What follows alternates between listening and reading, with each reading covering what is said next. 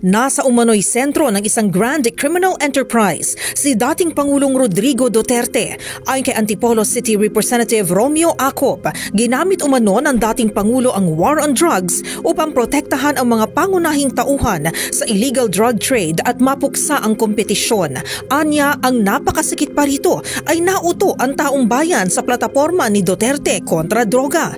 Base ito sa 13 pagdinig ukol sa umano'y koneksyon ng drug trade, Philippine Offshore Gaming Operators o POGO at extrajudicial killings na nangyari sa ilalim ng pamumuno ni Duterte. Batay sa testimonya, natukoy na ang mga nakaupo sa gobyerno mismo ang umano'y nagpalaganap ng problema ng droga sa bansa tulad ni na Senator Bongo at Senator Ronald Bato de la Rosa. Nangako si Acop na hindi titigil ang komite sa pagsisiyasat sa isyung ito at magsusulong ng mga reforma upang di na maulit ang ganito nga pang-aabuso.